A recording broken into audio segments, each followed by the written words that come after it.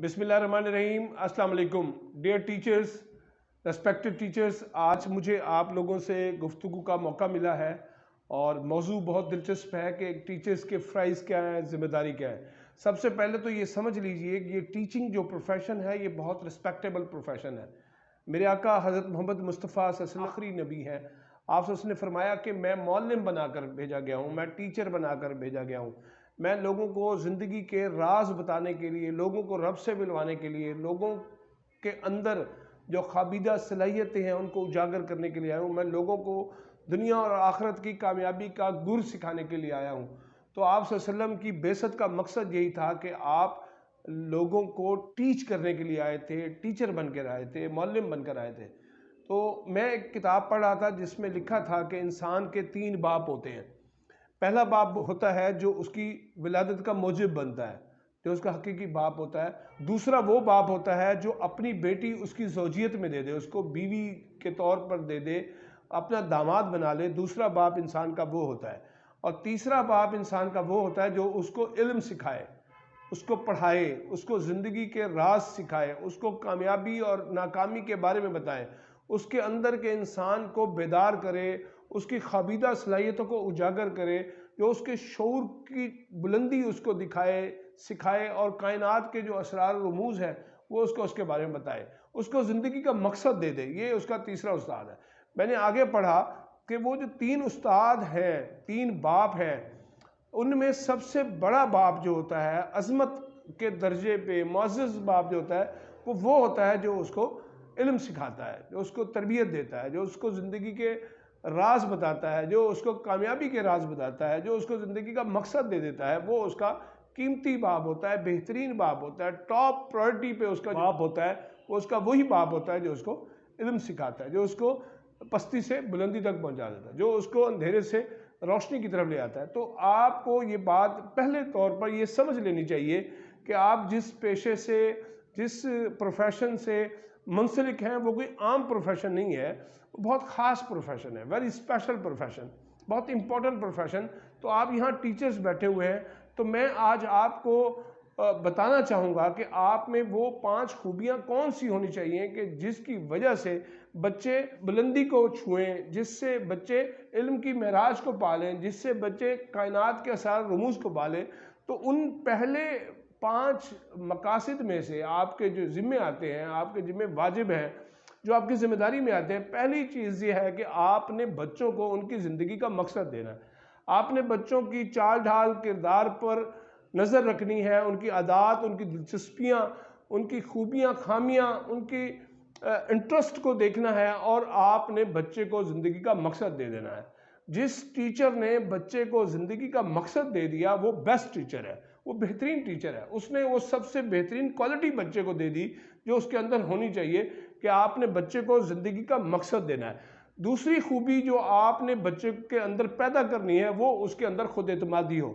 बच्चा एतमाद की दौलत से माला माल हो, बच्चा डरा हुआ ना हो, सहमा हुआ ना हो, मायूस ना हो, उदास ना हो, परेशान ना हो, वो हर वक्त खौफजदा ना हो, खौफ व हरास में ना हो, रंजो अलम में ना हो। बच्चे को एतमाद देना है, कॉन्फिडेंस देना है। जिस टीचर ने बच्चे के अंदर कॉन्फिडेंस भर दिया वो बच्चा ज़िंदगी में कभी नाकाम नहीं हो सकता।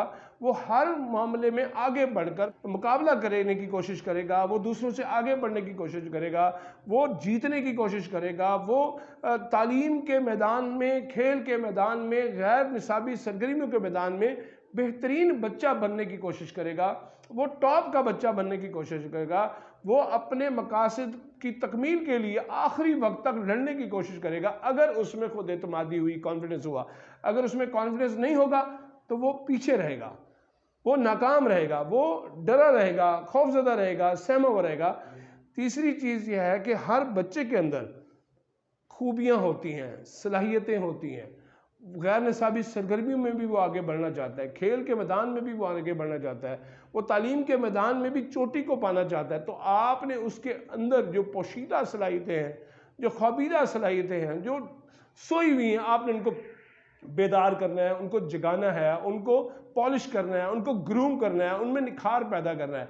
आपने उन सलाहियतों को जो सोई हुई उनको बेदार भी करना है और फिर इनको ग्रूम भी करना है। तो ये एक टीचर की बहुत बड़ी जिम्मेदारी है। और ये तीसरी बड़ी जिम्मेदारी है कि आपने बच्चों के अंदर जो खूबियां हैं, सलाहियतें हैं, जो गुण हैं उनके अंदर, वो आपने उसको बेदार करना है और उसको बेहतरीन बनाना है और पॉलिश करना है उसका। चौथी चीज़ ये है जो बहुत अहम है कि वो आपने उनको ज़िंदगी के आदाब सिखाने। बच्चों को बैठना कैसे चाहिए, बच्चों को चलना कैसे चाहिए, बच्चों को खाने पीने में कैसे करना चाहिए, बच्चों को कतार बनानी चाहिए, बच्चों को बड़ों का अदब करना चाहिए, बच्चों को इबादत के आदाब आने चाहिए, बच्चों को खाने पीने के साथ गुफ्तगू के आदाब आने चाहिए। आपको हर किस्म के जो आदाब हैं, अखलाक हैं, वो बच्चे को सिखाने हैं और बच्चे को बताना ये अच्छी आदत है, ये बुरी आदत है, ये अच्छे खसाइल हैं, ये बुरे खसाइल हैं, ये अच्छी खूबियाँ, ये बुराइयाँ हैं, ये खामियाँ हैं। तो जो लोग अपने बच्चों को ज़िंदगी के बेहतरीन आदाब सिखाते हैं वो असल में अच्छे असातिज़ा होते हैं और वो ये क्वालिटी बच्चों में पैदा करने में कामयाब हो जाएं वो टीचर, तो वो बेहतरीन टीचर कहलाते हैं। पांचवी खूबी जो मैं आपको चाहता हूँ कि आप बच्चों के अंदर पैदा करें वो ये है कि बच्चे अपने साथ कमज़ोर बच्चों को लेकर भी चलें। हमारे यहाँ ये होता है कि बच्चा खुद तो आगे दौड़ता है, बच्चा खुद तो आगे बढ़ता है, मगर वो अपने कमज़ोर साथी को पीछे छोड़ देता है, धक्का दे मारता है। तो आपने, ये आपकी जिम्मेदारी है, बच्चे को सिखाना है कि जो स्लो लर्नर हैं, कमज़ोर बच्चे हैं, देर से सीखते हैं, देर से समझते हैं, सुस्त होते हैं, काहिल होते हैं, उनको भी आपने अपने साथ लेकर चलना है। उनको धिक्कारना नहीं है, उनकी तौहीन नहीं करनी, उनकी तजलील नहीं करनी, उन पर तंज नहीं करना, बल्कि उनको साथ लेकर चलना है। ये 5 खूबियाँ जो बच्चों में आपकी जिम्मेदारी है, आपने पैदा करनी है। अगर आप बच्चों में ये 5 खूबियाँ पैदा करने में कामयाब हो जाते हैं तो आप एक कामयाब उस्ताद हैं, एक रिस्पेक्टेबल टीचर हैं। आपने अपने शोबे के साथ दयानतदारी का मुजाहरा किया और आपने सही मानों में बच्चों की तरबियत का हक अदा किया। तो मैं पहले भी बता चुका हूँ कि ये एक मुअज़्ज़ज़ पेशा है, ये एक बहुत रिस्पेक्टेबल पेशा है। तो आप अगर ये 5 चीज़ें बच्चों में पैदा करने में कामयाब हो जाते हैं तो आप दर हकीकत सलाम के लायक हैं, इज़्ज़त के लायक हैं, एहतराम के लायक हैं और आप भी इस सोसाइटी के बेहतरीन टीचर कहलाने के हकदार हैं। उम्मीद करता हूँ कि आप इस मैसेज को समझेंगे और इस पर अमल की कोशिश करेंगे।